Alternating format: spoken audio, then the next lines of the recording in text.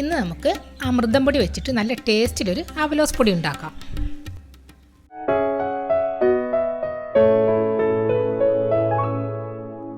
കുറച്ച് വലിയൊരു പാത്രത്തിലേക്ക് അമൃതം പൊടി എടുക്കാം.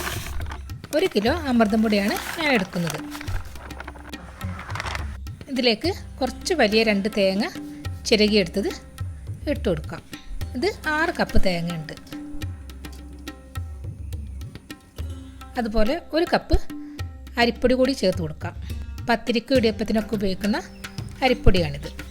ഇനി ഈ തേങ്ങയും പൊടിയും നന്നായിട്ട് തിരുമ്മി യോജിപ്പിക്കണം, നമ്മൾ പുട്ടിനൊക്കെ നനക്കുന്ന പോലെ.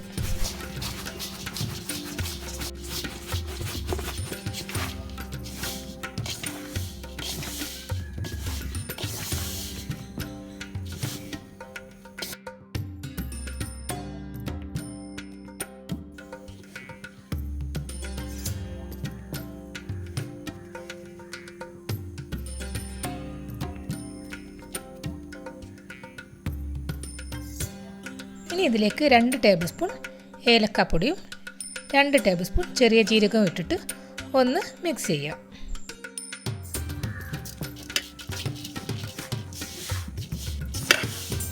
ഇനി 1 ടീസ്പൂൺ ഉപ്പ് കൂടെ ചേർത്തിട്ട് ഒന്ന് മിക്സ് ചെയ്യാം.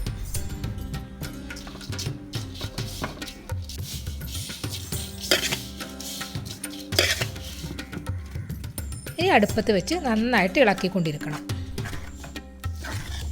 തീ ഹൈ ഫ്ലെയിമിലും മീഡിയം ഫ്ലെയിമിലും ആയിട്ട് വെച്ചിട്ട് കൈ എടുക്കാതെ ഇളക്കിക്കൊണ്ടിരിക്കണം. അടിഭാഗം കരിയുന്നത് ശ്രദ്ധിക്കണം.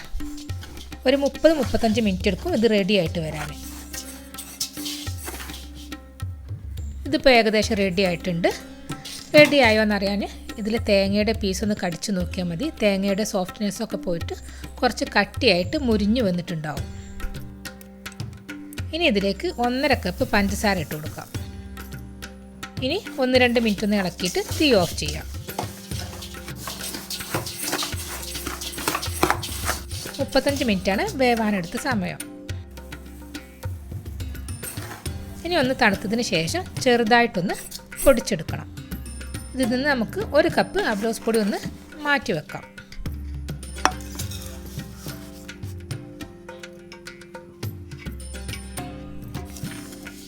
ബാക്കി പൊടിച്ചെടുക്കാം.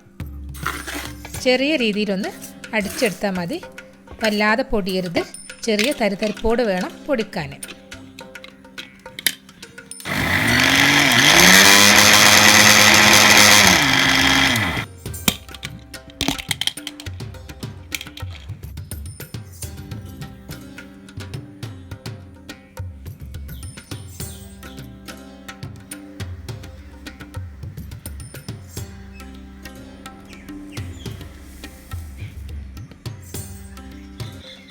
ഇനി നമ്മൾ മാറ്റി വെച്ച അവലോസ് പൊടി കൂടി ചേർത്തിട്ടൊന്ന് മിക്സ് ചെയ്യാം.